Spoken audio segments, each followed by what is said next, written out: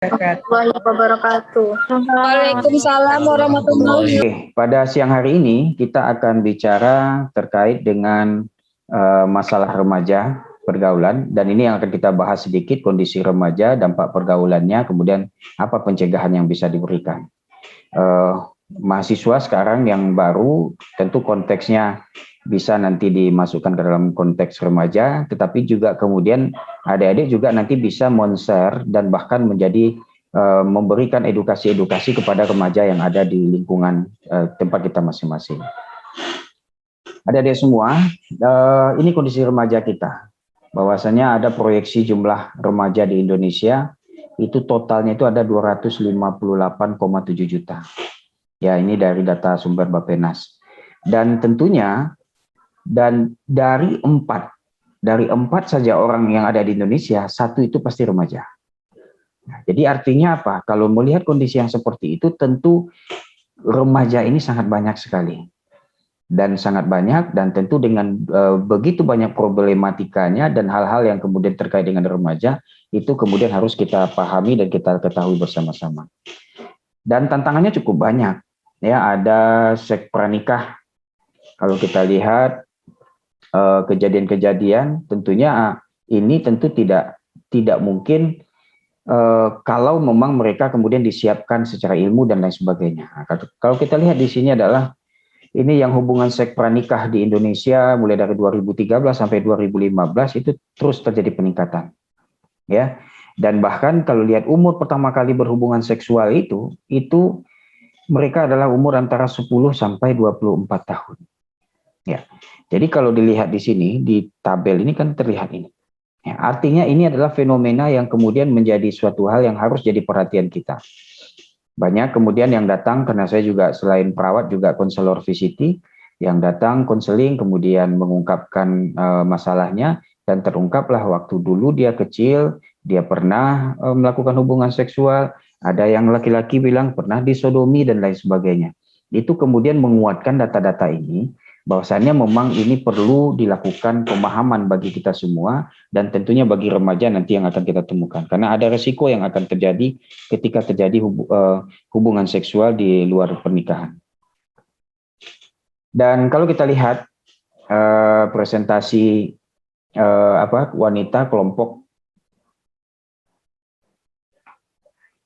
ini sebentar mengganggu. Nah, ya.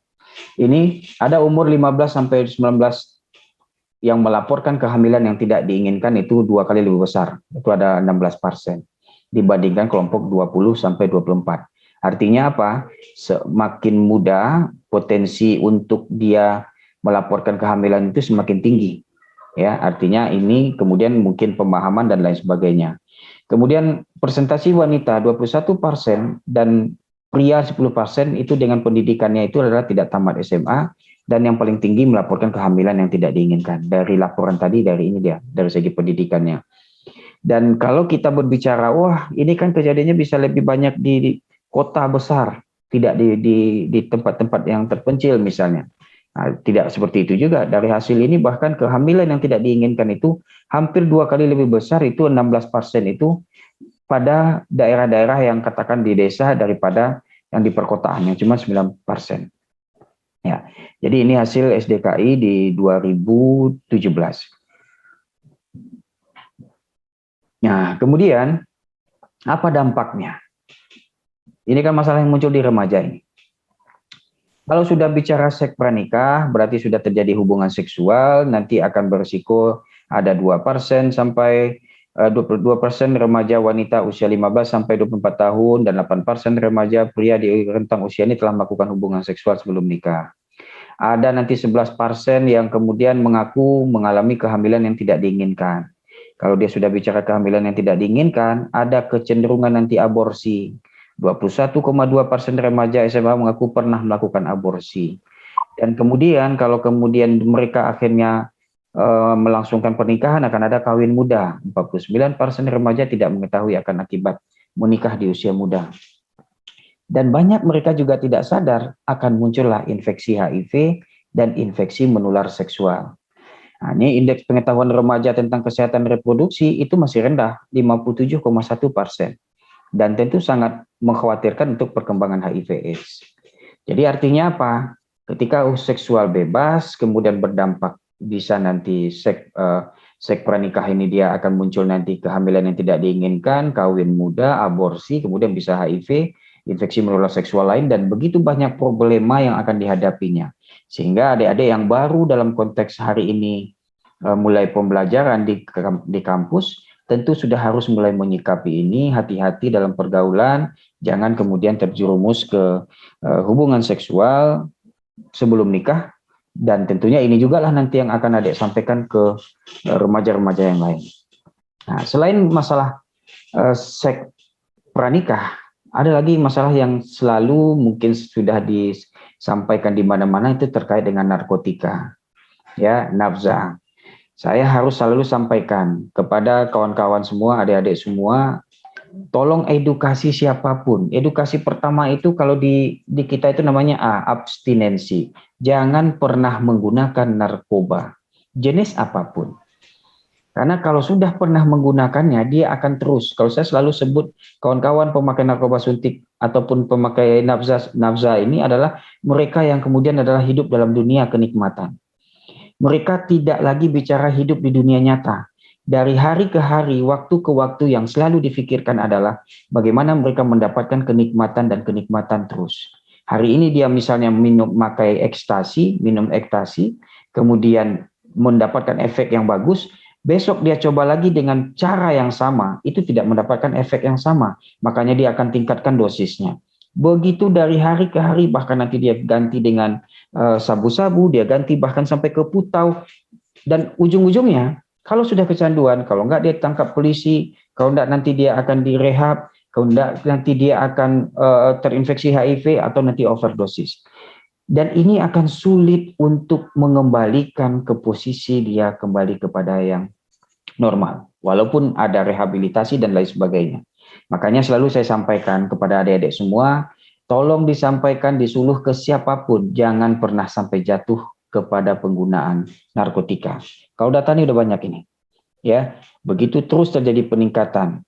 Bahkan di ini ada 2,29 juta orang. Dan salah satu kelompok masyarakat yang rawan terpapar penyalahgunaan nafza itu adalah umurnya adalah 15 sampai 35 tahun atau generasi milenial. Nah, jadi adik-adik tentu dalam fase umur ini dan tentunya akan sangat berisiko, tergantung bagaimana memposisikan diri untuk bisa lebih baik dalam menyikapi pada masa remajanya. Dan yang ketiga, yang saya harus selalu sampaikan, karena ketika ada perilaku seks bebas, termasuk di dalamnya ada heteroseksual, nama heteroseksual itu antara laki-laki dengan perempuan, kemudian ada lagi yang tren berikutnya adalah LGBT. LGBT tentu Bapak Ibu dan adik-adik semua sudah tahu, ada kelompoknya namanya lesbian, gay, biseksual, dan transgender. Artinya apa? Secara kalau dia terkait dengan HIV/AIDS banyak sekali nanti resikonya. Tetapi masalah psikologis, masalah pola asuh dan lain sebagainya akan muncul dalam rentang kehidupannya. Satu hal yang ingin saya sampaikan, kita pernah melakukan penelitiannya di Sumatera Barat dengan kawan-kawan LGBT yang ada di sana. Saya ingin sampaikan cuma satu. Kalau ada yang bercita-cita juga mau jadi LGBT, kesimpulan mereka satu, tidak mendapatkan kebahagiaan ketika menempuh hidup sebagai seorang LGBT. Itu clear itu. Itu yang kemudian kita explore, kemudian kita sampaikan dan kita tuangkan dalam penelitian kita itu. Nah, jadi ini, kalau lesbian sudah jelas perempuan suka dengan perempuan beratribut seperti laki-laki. Ya, kalau gay laki-laki suka dengan laki-laki beratribut seperti laki-laki. Ya, nah ini sulit melihatnya kalau gay. Nah, tapi kalau dari lenggoknya nampak nanti terlihat. Ya, kemudian biseksual. Biseksual itu suka dengan laki-laki, suka dengan perempuan. Kedua-duanya. Nah, kemudian transgender. Kalau transgender ini udah jelas ini. Transgender ini dia sudah mengaktualisasikan dirinya sebagai perempuan. Dia laki-laki dan merasa dirinya adalah seorang perempuan. Nah, ini yang kalau disebut sebagai, kalau dalam kita sebut sebagai waria. Nah, dia ingin diakui sebagai dirinya adalah sebagai seorang perempuan. Nah, itu perbedaan-perbedaannya. Nah, namun ini dia trennya. Bahwasannya LSL itu 24 kali mereka berisiko terinfeksi HIV daripada populasi umum. Kemudian LSL itu menyumbangkan 54% infeksi HIV baru di Eropa Barat, ya, dan lain sebagainya. Dan ada satu hal fenomena juga adalah bahwasanya mereka tidak patuh dalam minum obat. Tidak patuh dalam penggunaan kondom. Ya, jadi dia tidak konsisten sehingga apa dampaknya risiko penularan tadi jadi tinggi, ada 24 kali dan lain sebagainya. Dan ini bahkan 60% ya nanti tidak konsisten. Ini data UNAIDS 2016. Nah, sehingga kalau dia berganti-ganti pasangan, risiko penularan virus, ada infeksi menular seksual dan termasuk HIV juga akan semakin tinggi. Dan 1 dari 19 gay itu dia terinfeksi HIV. Ini data-data yang kemudian memerlukan pemahaman kita semua. Di 2018 sampai 2019 kita melakukan ini STBP, survei terpadu biologis dan perilaku, ini mendapatkan ini dia. Ya, LSL tempat berkumpul paling banyak di kota Batam itu adalah mereka tuh berkumpulnya, kalau kita jangan bicara berkumpulnya, kalau dulu berkumpul mungkin di kafe, enggak. Sekarang mereka tuh paling banyak adalah di tempat kos. Kemudian mereka itu 47,7%. Jadi di tempat kosnya, di tempat sewaannya dan lain sebagainya. Jadi ini perlu perhatian bagi kita kalau ada nanti yang kos, sesama kos, sama-sama tentu harus punya perhatian yang khusus. Dan termasuklah juga ada penggunaan media sosial. Penggunaan sosial paling banyak adalah FB, kemudian Instagram. Nah, jadi hati-hati. Saya ingin selalu katakan, kalau laki-laki, jangan pernah memposting tubuhnya dalam tanda petik buka baju, kemudian posting di FB. Akan muncullah perkenalan-perkenalan dari beberapa laki-laki yang lain. Hey, halo, bagaimana kabarnya, dan lain sebagainya. Akan muncul perhatian-perhatian. Kenapa? Itu termasuk mengundang laki-laki yang lain untuk suka kepada saudara. Nah, dan ini memang media-media ini memang digunakan untuk dari sebagian kawan-kawan karena mereka sulit untuk mendapatkan pasangannya, sehingga mereka dan juga mereka tidak tahu mana yang kemudian gay, mana yang kemudian LSL, sehingga mereka kemudian melakukan mempublikasinya di FB atau kemudian mengamati kawan-kawan yang mungkin ada di FB yang menurut mereka juga sama dengan dia. Dan salah satu juga konsistensi penggunaan kondom yang ada itu juga adalah sekitar cuma 40%. Ya, sehingga kemudian akan berisiko terinfeksi HIV dan infeksi menular seksual lainnya. Dan kita melakukan penelitian di Sumatera Barat. Ini survei perilaku LGBT di Sumatera Barat tahun 2018. Nanti silahkan dilihat di internet, di Google Scholar. Itu akan nampak nanti kita bekerjasama dengan Balitbang Sumbar, itu mendapatkan ini dia. Saya menyimpulkan beberapa hal saja. Kenapa mereka jatuh ke LGBT itu? Rupanya yang paling besar itu ada yang pertama itu adalah riwayat disakiti oleh lawan jenis. Nah, putus cinta, kemudian merasa sangat terpukul, kemudian akhirnya berbalik arah menyukai sesama jenis. Kemudian apalagi ada keluarga yang tidak harmonis, kemudian berada di lingkungan yang sama dengan komunitas LGBT.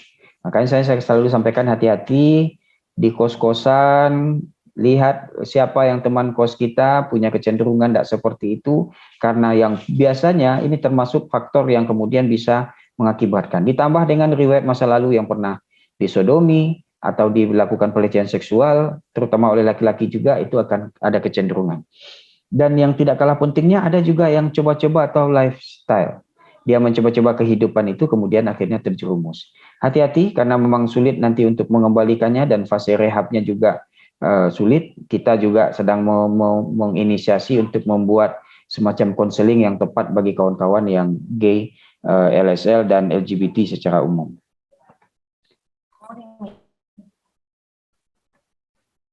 Nah, kemudian dampak tadi, ya ini ada 150.000 remaja di Indonesia, kemudian dia hidup dengan HIV/AIDS.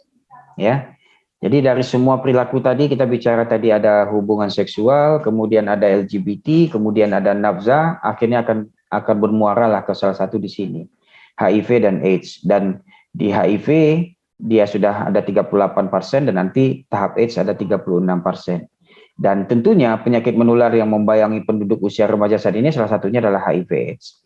Kenapa? Kalau sudah ada virus HIV dalam tubuh, virusnya terus akan berkembang dan akan membuat dia akan sering sakit karena daya tahan tubuhnya semakin rendah, dan kemudian berdampak kualitas hidupnya yang akan semakin rendah. Kemudian kita harus kaji sedikit. Ya, ini kan virus HIV. Kalau kita bicara virus, sampai hari ini belum ada obat yang bisa membunuh virus, termasuk virus corona atau COVID-19 yang ada saat ini. Belum ada. Jangankan itu, virus influenza saja juga belum ada obat untuk menyembuhkannya. Tetapi gejala-gejala yang muncul dari penyakit influenza, kemudian nanti dari COVID-19, itulah yang kemudian diatasi, termasuk dengan HIV/AIDS. Nah, tapi tentu dengan berkembangnya waktu, ada kemudian obat-obat yang berkembang. Kalau di HIV ada obat antiretroviral, di COVID nanti ada obat-obat antivirus yang kemudian direkomendasikan, dan lain-lain sebagainya. Nah, dan yang perlu kita pahami, ada faktor-faktor risiko kemudian orang terinfeksi HIV. Yang pertama adalah pekerja seks. Jelas dia berperilaku menular karena dia berperilaku, karena ada cairan tubuh yang berisiko menular di sana adalah air mani dan cairan vagina. Ketika ada pertukaran cairan itu di hubungan seksual, akan terjadilah perpindahan dan dia akan terinfeksi. Pemakaian narkoba suntik juga. Kenapa? Karena dia akan bergantian jarum suntik.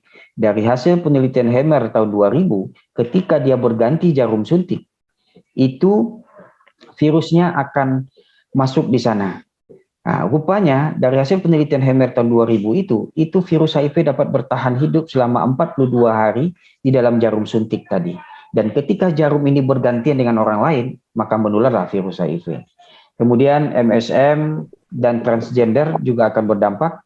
Kemudian orang yang tidak melakukan seks aman, kemudian orang yang mempunyai infeksi menular seksual, yang mendapatkan transfusi darah juga akan berisiko terinfeksi HIV, yang mempunyai tato, kemudian perinatal transmisi dari ibu ke anak, dari ibu yang terinfeksi kemudian melahirkan anak, lahirlah anak yang kemudian berisiko terinfeksi HIV.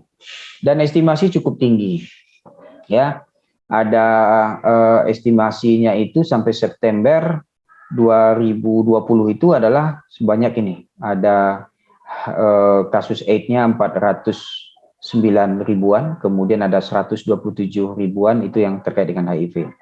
Dan hampir semua provinsi sudah ada, dan hampir semua kabupaten juga sudah ada.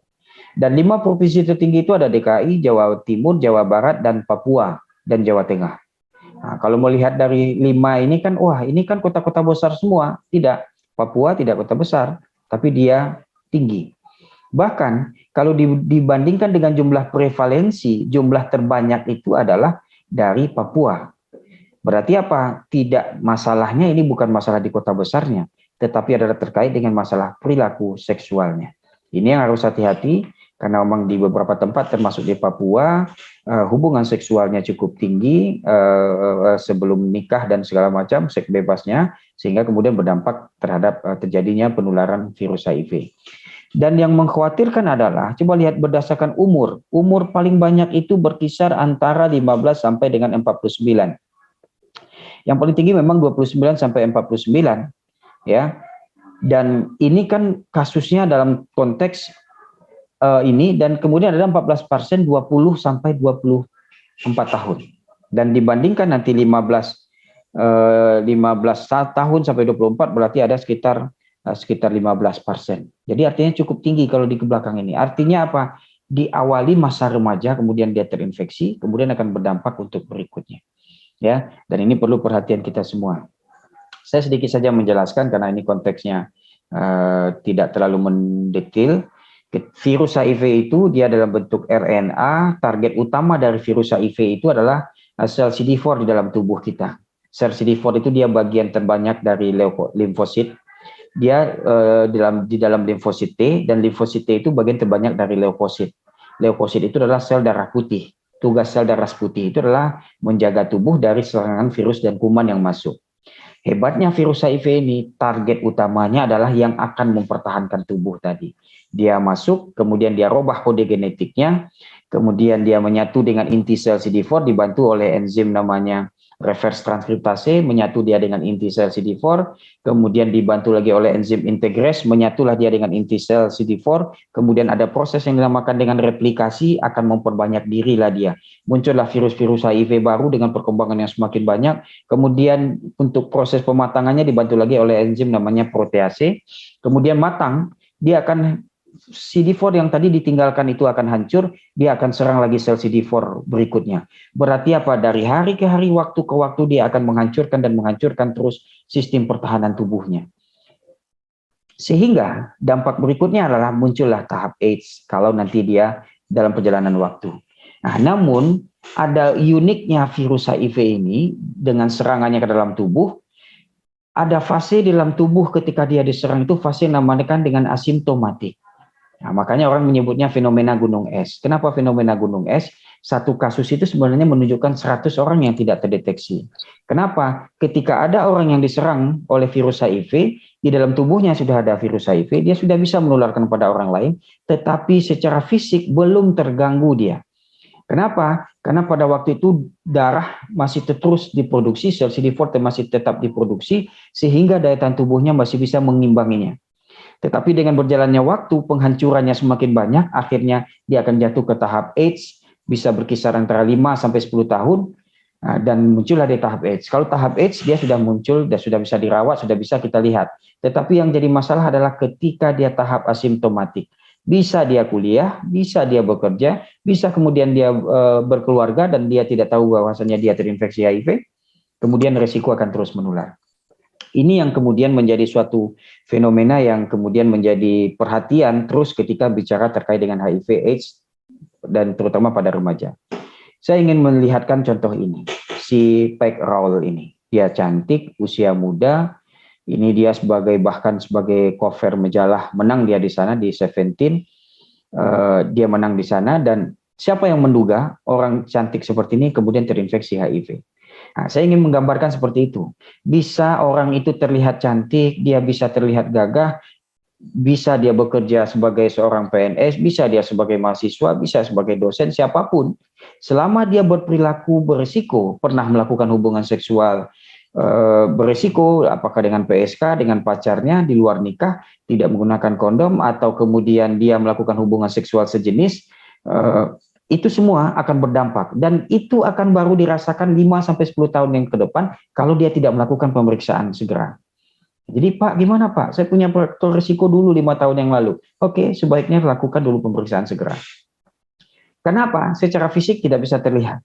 Jangan nanti kemudian ketika sudah drop kondisinya, kemudian akan muncul di tahap AIDS seperti yang dirawat di rumah sakit seperti ini. Jadi yang kalau kita rawat di rumah sakit bentuknya sudah seperti ini. Kurus, mencret berkepanjangan, demam terus-menerus, berat badan yang turun drastis, dan kondisinya akan jelas. Kalau sudah begini di rumah sakit, ini udah tahu kita dia AIDS. Dan sudah seperti ini, sulit juga untuk mengembalikannya dalam posisi yang lebih baik lagi. Makanya tren terkini pemberian obat antiretroviral itu adalah ketika tahu dia terinfeksi HIV, langsung diberikan obat antiretroviral tanpa melihat jumlah CD4-nya. Kemudian yang perlu juga, karena ini adalah adik-adik semua, tentu harus kita sampaikan apa risiko penularan, apa cairan-cairan tubuh yang bisa menularkan virus HIV. Jadi kalau di sisi pencegahannya tadi sudah jelas, tapi kemudian jangan juga, karena kita sebagai seorang perawat, kitalah nanti yang akan melakukan perawatan, tentu juga harus tidak mengucilkan dan lain sebagainya. Bahkan kitalah motor penggerak, harusnya ketika sudah ada orang terinfeksi HIV, kita motivasi dia untuk melakukan perawatan lebih lanjut di rumah sakit, dan kita yang melakukan perawatannya. Kenapa? Risiko penularannya juga tidak tinggi, tidak mudah. Nah, risiko tinggi itu ada di darah, air mani, cairan vagina, air susu ibu. Kalau di darah, kalau ada perilaku menggunakan narkoba suntik bergantian. Kalau ada darahnya kemudian muncrat ke tangan kita dan ada luka, itu baru dia akan masuk. Air mani dan cairan vagina melakukan hubungan seksual. Air susu ibu dari ibu ke anaknya. Berarti apa? Dalam keseharian itu tidak akan menularkan virus HIV. Kenapa? Di cairan serviks, muntah, feses, air liur, keringat, air mata, urin, cairan nasal, sputum, tidak ada virus HIV. Beda dengan COVID-19. Corona berbicara saja 5 menit, begitu banyak dia akan keluar. Makanya orang gunakan masker. Di HIV nggak seperti itu. Ya, sehingga dalam interaksi sosial, virus HIV tidak menular. Sehingga kita tidak perlu mengucilkan dia, tidak boleh juga kemudian membeda-bedakan makanannya dan lain sebagainya. Karena untuk HIV-nya tidak menular melalui makanan, tidak menular dengan menggunakan WC yang sama, tidak menular dengan hidup berdampingan, kemudian mohon maaf cium pipi kiri pipi kanan, selama tidak ada darah tidak bisa menularkan. Itu. Kemudian ada risiko penularannya juga namanya ESE, Exit Sufficient Survival Enter. Exit itu harus keluar dari orang HIV positif. Kemudian sufficient jumlahnya harus banyak. Makanya banyak itu di darah, mani, di cairan mani, cairan vagina, dan air susu ibu. Kemudian ada survival, harus dia bertahan hidup. Nyamuk misalnya menggigit manusia. Ya, kemudian nyamuk ini menggigit orang yang terinfeksi HIV. Kemudian dia gigit orang yang tidak terinfeksi HIV. Tidak bisa menular. Kenapa? Konsepnya di survival. Virus HIV tidak bisa bertahan di tubuh nyamuk. Clear. Sehingga tidak bisa menular dari gigitan nyamuk. Kemudian enter ada tempat masuknya. Saya merawat orang yang terinfeksi HIV, sudah masuk ke tahap AIDS. Kemudian ketika memasang infusnya, saya sudah gunakan handscoon, rupanya darahnya muncrat ke tangan saya, kena ke tangan saya yang tidak kena di handscoon. Tetapi di tangan saya tidak ada luka. Berarti apa? Tidak ada masuk, tidak ada tempat masuknya. Berarti tidak menular. Jadi artinya apa? Risiko penularannya tidak gampang. Sehingga di preventif memang kita kuatkan betul-betul jangan sampai jatuh ke memakai narkoba suntik, jangan melakukan hubungan seksual dan lain sebagainya. Tetapi ketika dia sudah kena, ayo kita rangkul, kita lakukan perawatan karena penularannya juga tidak gampang dan memang kitalah nanti yang kemudian akan memberikan support kepada orang yang terinfeksi HIV ini. Dan trennya kemudian adalah sudah ada obat antiretroviral. Jadi dulu HIV dianggap sebagai penyakit yang paliatif, sudah dalam konteks kemudian udahlah, tidak ada lagi yang perlu kita perjuangkan. Sekarang sudah ada obat antiretroviral sehingga mengantarkan kasus ini menjadi penyakit kronis. Kenapa disebut penyakit kronis? Orang hipertensi juga minum obat rutin terus menerus. Orang HIV juga harus minum obat rutin.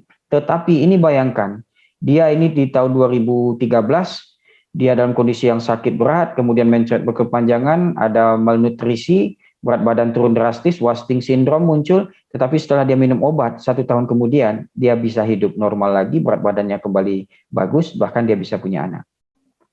Jadi artinya apa? Hari ini orang yang terinfeksi HIV pun sudah punya harapan terkait dengan masa depan, dia punya anak, anaknya tidak terinfeksi HIV, dia boleh nikah ketika memang viral load-nya di bawah 1000 kopi, karena ketika dia di bawah 1000 kopi berarti dia tidak menularkan pada orang lain, dan kemudian dia harus syaratnya dia harus rutin minum obat antiretroviral dan mengikuti pola hidup sehat. Dan tentu harus ada pendampingan karena memang kasus ini cukup lama, harus ada di konseling yang biasa pada pasien-pasien HIV namanya konseling VCT. Ini beberapa kegiatan yang biasa kita lakukan, ada konseling individu, ada konseling pasangan, bahkan ada konseling kelompok.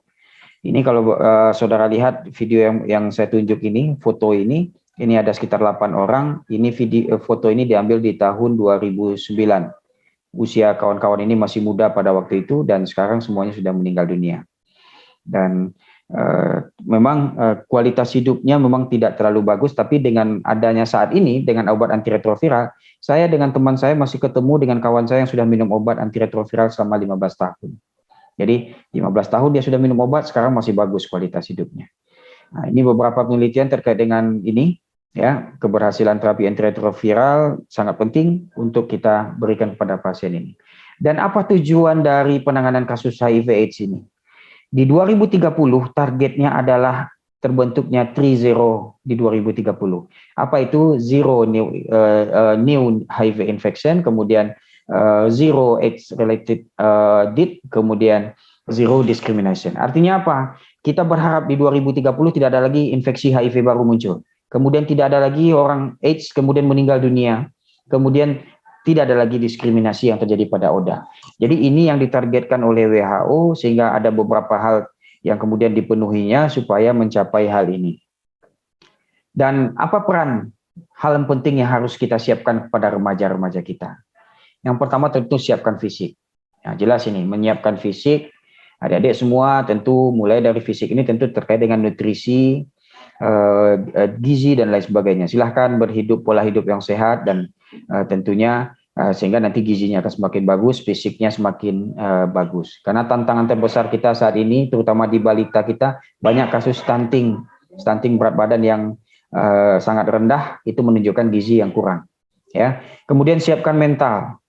Ya, kemudian mempersiapkan pendidikan. Hari ini adik-adik sudah mulai dalam tahap pendidikan. Ini adalah dalam rangka menguatkan diri. Kenapa sih harus pendidikan? Ketika kita sudah punya pendidikan, kita punya pertahanan diri dengan ilmu yang kita dapat. Kita sudah bisa memilah, oh ini baik dan tidaknya. Bukan berarti orang yang tidak pendidikan seperti itu, enggak. Tetapi orang yang punya pendidikan, itu akan lebih kuat dia untuk mempertahankan eksistensi dirinya. Tentunya siapkan ekonomi dan jangan lupa kuatkan agama. Hasil penelitian kita di beberapa tempat terkait dengan LGBT, kemudian terkait dengan HIV/AIDS dan nafsa, itu rata-rata mereka yang kemudian terkena perilaku yang seperti itu tingkat pemahaman dan pengamalan nilai-nilai spiritual agama Islamnya rendah. Sehingga agama sangat penting, mulai dari segi preventif ataupun nanti direhabilitatif. Ya, kemudian siapkan lingkungan yang aman, keluarga dan masyarakat, karena kita tahu persis tadi pola asuh itu adanya di keluarga, di masyarakat itu nanti ada bagaimana ketahanan masyarakat. Ada seorang yang pecandu, bagaimana menanganinya. Jangan lagi berpikir kalau ada pecandu di kampung kita, udah biarkan aja, kan enggak masalah kita. Tapi yakinlah seorang pecandu di kampung itu kalau tidak diatasi, remaja di sekitar itu semua akan jadi pecandu. Ya, saya sudah melihat kalau di Padang ini sudah ada beberapa tempat yang kemudian menjadi campnya dulu pecandu, kemudian sekarang sudah terinfeksi HIV, kemudian meninggal dunia. Kenapa? Mungkin di lingkungannya tidak menyiapkan bagaimana menghadapi orang-orang yang seperti itu. Kemudian menjauhkan dari berbagai hal yang merugikan, ada narkoba, perkawinan anak, kehamilan yang tidak diinginkan, termasuk LGBT, HIV, dan AIDS. Jadi ini penting, saya harus selalu sampaikan, jangan pernah pakai narkoba. Sulit untuk keluar. Saya harus sampaikan, Roy Martin saja yang kemudian dia artis, kemudian terjerumus ke narkotika, kemudian dia sudah bagus, bahkan sudah menjadi pembicara di BNN, kemudian relapse lagi, jatuh lagi. Saya ketemu dengan kawan-kawan saya yang kemudian dia terinfeksi HIV dari pecandu, sudah dikuatkan, kemudian dia bahkan menjadi koordinator di LSM kami, di Yayasan Lentera Minangkabau. Pulang temannya dari Jakarta, halo bro, gimana kabarmu? Nih saya bawa barang loh. Langsung muncul sugesnya, kemudian dia pakai lagi, jatuh lagi. Jatuhnya seorang pecandu itu bisa 2 tahun, 3 tahun. Mengembalikannya sulit sekali. Jadi kemungkinan pecandu itu kalau dia akan kena lagi, akan sangat tinggi. Makanya hal yang penting selalu saya sampaikan, jangan pernah jatuh ke narkoba. Jadi jagalah semua itu, tolong sampaikan kepada semua remaja-remaja kita, jangan sampai nanti perilaku itu kemudian berdampak kepada masa depan yang tidak baik. Karena siapapun yang bisa melewati masa remajanya dengan baik, dia akan menghadapi masa dewasa yang jauh lebih baik. Ini dia beberapa penelitian yang kemudian menguatkan yang kita berikan. Oke, di slide akhir ini, sehingga hari ini tugas kita, tugas Anda semua adalah tuntaskan pendidikan setinggi mungkin. Itu modal untuk pendidikan bisa formal dan informal, bisa pendidikan agama dan lain sebagainya, semua akan menguatkan saudara semuanya. Kemudian tentu dengan perilaku hidup bersih dan sehat, ya, termasuk bagaimana pola hidup sehat dan lain sebagainya. Kalau sesuai dengan undang-undang, kawinnya di atas umur 19 tahun, dan yang paling penting juga adalah kecakapan hidup kegiatan positif. Bagaimana kecakapan ini terbentuk, itu adalah bagaimana remaja, bagaimana adik-adik semua menciptakan hari demi hari waktu itu berkualitas. Salah satu apa? Silahkan ikut kegiatan seni, silahkan ikut kegiatan rohis, keagamaan, silahkan ikut kegiatan misalnya olahraga, silahkan, itu hal yang penting. Misalnya ikut kegiatan organisasi, itu hal-hal penting yang akan membentengi kita semua untuk mencari hal-hal yang positif dalam kehidupan. Sehingga harapannya apa? Pada masa dewasanya dan masa depannya nanti akan lebih baik. Mungkin itu yang bisa saya sampaikan. Berharap tentunya kita semua adik-adik bisa menguatkan potensi-potensi yang ada dalam diri. Silahkan dikembangkan semaksimal mungkin. Jangan biarkan waktu berjalan begitu saja. Manfaatkan bergabung di keperawatan ini dengan satu kekuatan yang membuat saudara akan jauh lebih baik. Saudara termasuk yang saat ini beruntung sudah bisa bergabung di mahasiswa keperawatan. Kenapa? Saudara hadir saat ini saat profesi keperawatan itu, profesi kesehatan dan keperawatan terutama itu sedang jaya-jayanya, sedang manis-manisnya. Karena ada COVID-19, semua orang menjauh, tidak ada yang mendekat. Perawat adalah orang yang selalu hadir di sana 24 jam. Dialah yang selalu mensupport teman-teman, kawan-kawan yang terinfeksi, kemudian pasien-pasien yang terinfeksi di ruangan isolasi. Yang tidak ada temannya, kemudian diajak ngobrol, dilakukan perawatan. 24 jam loh perawat. Niatkan ikhlas, karena ketika memang saudara sudah masuk di dunia keperawatan, berarti ini adalah sebagian besar dari kehidupan kita akan bertemu dengan orang-orang yang sakit, dan kalau kita berikan asuhan dengan sebaik-baiknya, amal ibadahnya luar biasa banyaknya.